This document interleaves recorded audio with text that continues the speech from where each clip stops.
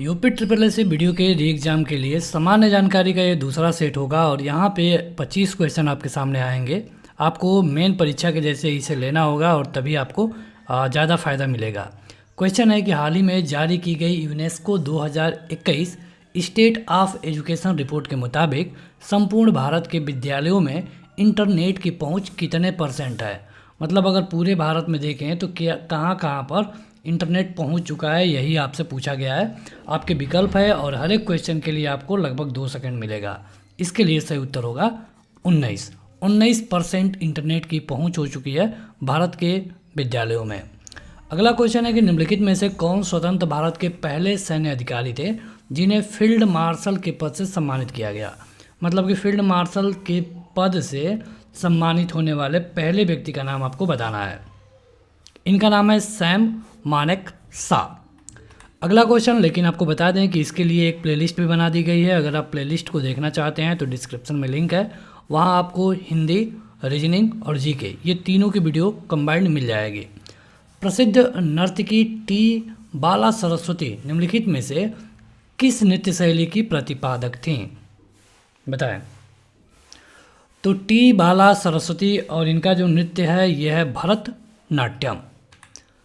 वह रक्त वाहिकाएँ जो रक्त को हृदय से शरीर के विभिन्न भागों में ले जाती है उन्हें हम क्या कहते हैं।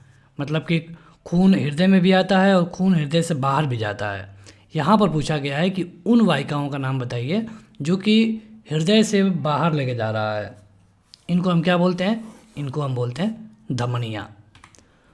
भारतीय बीमा नियामक और विकास प्राधिकरण जिसको एडा बोलते हैं, इसका मुख्यालय कहाँ पर है। ये क्वेश्चन काफ़ी महत्वपूर्ण है, कई बार कई परीक्षाओं में तो डायरेक्ट पूछा जा चुका है। सही उत्तर है हैदराबाद।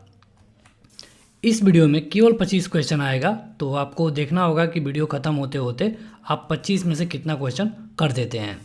क्वेश्चन है कि भारतीय प्रशासनिक सेवा और भारतीय पुलिस सेवा मतलब IAS और IPS इसको किस आर्टिकल के तहत संसद के द्वारा बनाई गई सेवाओं के तहत माना जाता है। आपको आर्टिकल बताना है, तो ये है आर्टिकल 312। चलिए आर्टिकल से एक क्वेश्चन आप बताइए कि संविधान संशोधन हम किस आर्टिकल के तहत करते हैं। संविधान संशोधन ये आपको बताना होगा कमेंट करके, ठीक है। अगला क्वेश्चन है कि भारत के स्वतंत्रता आंदोलन के किस नेता को grand old man of India कहा जाता है। आसान क्वेश्चन है, बहुत बार पूछा गया है और इसका सही उत्तर होगा दादा भाई नौरोजी। अगला क्वेश्चन है कि यूपी संस्कृत संस्थान की स्थापना किस वर्ष हुई थी। उत्तर प्रदेश संस्कृत संस्थान आपको बता दें 80 के दशक में हुई थी और ये इसका उत्तर सही होगा 1976। अगला क्वेश्चन है कि राष्ट्रपति किसी भी राज्य से एक रिपोर्ट प्राप्त होने पर आर्टिकल 356 के तहत आपातकाल लगा सकता है। आपको बताना है कि वो रिपोर्ट कौन देगा, तभी ये आर्टिकल लग सकता है। ये रिपोर्ट दिया जाएगा अगर वहाँ के राज्यपाल के द्वारा, और राज्यपाल उस रिपोर्ट में बताते हैं कि यहाँ पे कानून व्यवस्था सही नहीं है, तब राष्ट्रपति को अगर लगता है तो वो वहाँ पे क्या लगा सकते हैं, आपातकाल, और जिसको हम क्या बोलते हैं, राष्ट्रपति शासन। अगला क्वेश्चन, लेकिन उससे पहले अगर अभी तक आपने इस वीडियो को लाइक नहीं किया है तो जरूर लाइक कर दें और इसी तरह की वीडियोज़ के लिए सब्सक्राइब करें। क्वेश्चन है कि निम्नलिखित में से किस नदी का उद्गम स्थान महाबालेश्वर में है। कौन है महाबालेश्वर में। सही उत्तर है कृष्णा। कृष्णा कहाँ से निकलती है, महाबालेश्वर से। नीचे दिए गए कथनों में से कौन सा कथन सही है। अब देखिए 4 कथन दिए गए हैं और ऊपर से हम पढ़ते हैं कि 1948 में पहली लोकसभा का गठन किया गया था। ये बिल्कुल गलत है क्योंकि चुनाव भी हुआ था 1951-52 में, तो पहली लोकसभा 48 में कैसे हो जाएगी। 1947 में पहली लोकसभा का गठन किया गया था, सेम वही चीज़ है। और 1952 में पहली लोकसभा का गठन किया गया था, 1950 में पहली लोकसभा का गठन हुआ था। तो देखिए जो पहली बार चुनाव हुआ ये काफ़ी लंबा चला था क्योंकि संसाधन कम थे, पहली बार हो रहा था, सबको उतनी जानकारी नहीं थी, पहले वहाँ पे लोगों को बताया जाता था। तो यहाँ पे 52 में चुनाव संपन्न हुए और 52 में ही पहली लोकसभा गठित हुई, यानी कि आपका जो ऑप्शन सही हो जाएगा ये हो जाएगा सी वाला। अटल पेंशन योजना के तहत अनुमेय मासिक पेंशन की न्यूनतम राशि कितनी है। अटल पेंशन योजना में महीने का कितना मिलता है, ये मिलता है 1000। उत्तर प्रदेश की विशिष्ट नृत्य शैली कौन सी है। उत्तर प्रदेश का कौन सा नृत्य शैली है? तो ये है कथक। अगला क्वेश्चन है कि फतवा ए आलमगीरी मुस्लिम कानूनों का एक संकलन है, निम्नलिखित में से किस शासक के शासनकाल में ये लिखा गया था? फतवा ए आलमगीरी। तो ये था औरंगजेब। और क्या आप औरंगजेब के पिता का नाम कमेंट करके बता पाएंगे? अगर हाँ तो कमेंट करके बताइए। आपको अगर हम स्टार्टिंग से बताएं तो पहले था मुग़ल में देखें तो बाबर, बाबर के बाद हुमायूं। ठीक, वैसे तो बाबर के 4 लड़के थे, लेकिन हुमायूं ज़्यादा चर्चित है, ज़्यादा पूछा जाता है।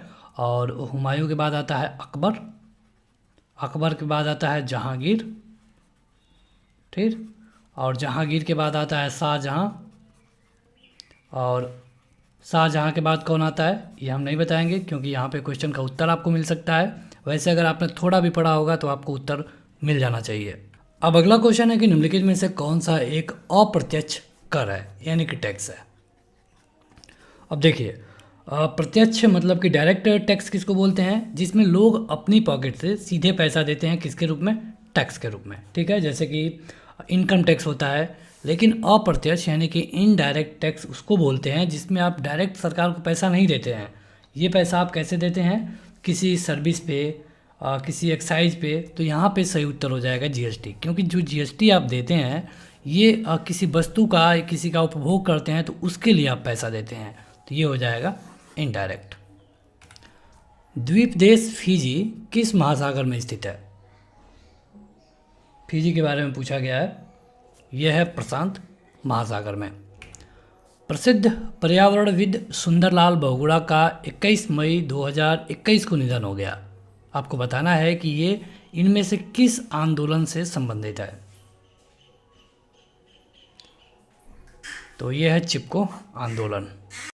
आगे बढ़ते हैं। अगला क्वेश्चन है कि भारत को उष्णकटिबंधीय और उपोष्णकटिबंधीय में विभाजन करने के आधार के रूप में माना जाए तो जनवरी की समताप रेखा पर कितना टेम्परेचर होता है?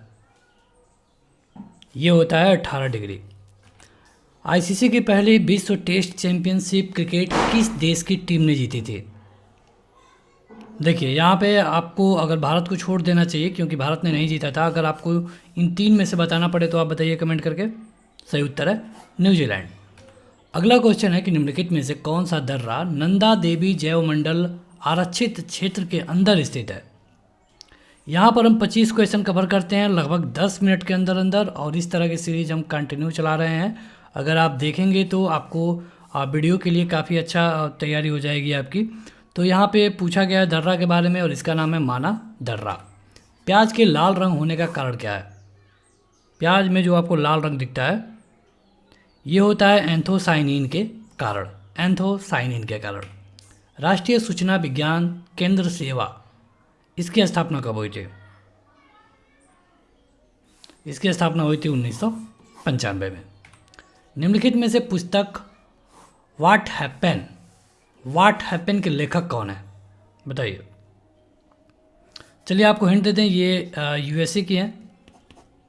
तो यहाँ पे ये उत्तर आपसे बाहर चला जाएगा, क्योंकि ये तो भारत के हैं। सही उत्तर हो जाएगा हिलेरी क्लिंटन।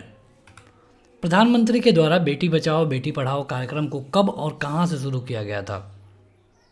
अगर आपको हिंट दें तो ये ऐसे जगह से शुरू किया गया जहाँ पे जो मतलब कि औरतें होती हैं उनकी जनसंख्या काफ़ी कम है पुरुषों के मुताबिक, लड़कियों की जनसंख्या काफ़ी कम है। तो ये है हरियाणा, और हरियाणा का वाला अगर विकल्प आप देखेंगे तो एक ही है। वैसे आप इसको याद रखिए, काफ़ी महत्वपूर्ण है। 22 जनवरी 2015 को हरियाणा के पानीपत जिले में। साइमन आयोग के संबंध में क्या सही नहीं है? साइमन कमीशन 1927 में भारत आया था, ठीक है, और इसकी अध्यक्षता सर जॉन साइमन ने की थी। ये दोनों बिल्कुल सही है। इसका कार्य उस समय कार्य कर रहे संविधान या व्यवस्था का मूल्यांकन करना था। ये भी बिल्कुल सही है, क्योंकि उससे पहले 2 कानून लाए गए थे 1909 और 1919 में। इन्हीं को रीड करने के लिए साइमन कमीशन भारत आया। हालांकि इसका विरोध हुआ क्योंकि इसमें कोई इंडियन नहीं था। यहाँ पर है कि इसका सुझाव था कि सांप्रदायिक निर्वाचन पद्धति को समाप्त कर देना चाहिए। तो यहाँ पे अगर पूछा जाए कि गलत कौन है तो आपका ऑप्शन नंबर डी सही हो जाएगा। तो फिलहाल इतना ही, और अगर आपने इस वीडियो को अभी तक लाइक नहीं किया है तो ज़रूर लाइक करें। Thank you.